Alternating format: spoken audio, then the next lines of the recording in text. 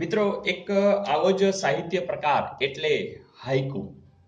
Haiku છે પરદેશી સાહિત્ય પ્રકાર, જાપાનથી આવેલી વસ્તુ છે, પણ અહીંના જે સાહિત્યકારો છે એમણે આને ખેડાણ એવું સરસ કર્યું કે જાણે ગુજરાતીમાં જ આ સાહિત્ય રચનાઓ છે, ગુજરાતી ભાષાની જ સાહિત્ય રચનાઓ છે, અહીંયા જ ઉદ્ભવી હોય એવું ફિલિંગ થાય છે. સ્નેહરશ્મિ એટલે કે જીણાભાઈ રતનજી દેસાઈએ આના પર ખૂબ કામ કર્યું.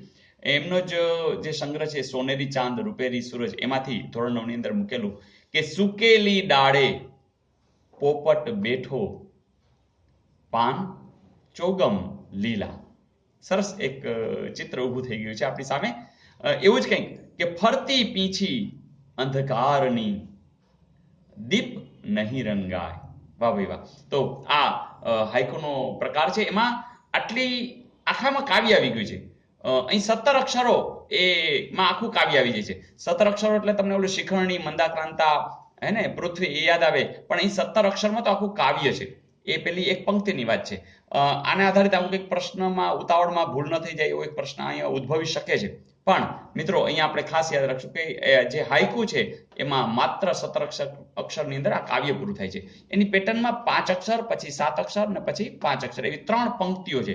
જો 1 2 3 4 5, અહીંયા 3 ને 2 5 ને 2 7, અને પછી પાછા 5. તો આવી એક પેટર્ન છે.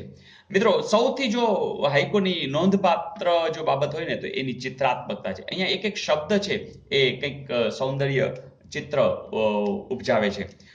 તમારા માટે પણ મને એમ વિચાર આવે છે કે એક હાઇકુ અત્યારે જ રચી અને તમને આપું. તો મિત્રો એ તમારા માટે છે. મહેનતુને, યસ, તમારી જ વાત કરું છું. મહેનતુને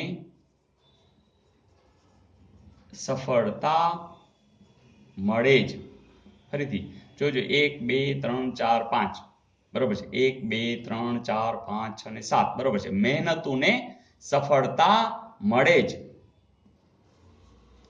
જરા ન શંકા. ઓકે, તો અત્યારે મેં તમારા માટે જ બનાવેલી રચના કે જરાય તમે શંકા ન રાખતા, તમને સફળતા મળવાની છે, કારણ કે તમે મહેનત શરૂ કરી દીધી છે. ઓકે, તો આ હાઇકુનો પ્રકાર છે. આમાંથી કોઈ પણ પ્રશ્ન આવી શકે તો તમે જરૂર પૂરેપૂરા માર્ક્સ તમે એમાં લઈ શકશો. ઓકે.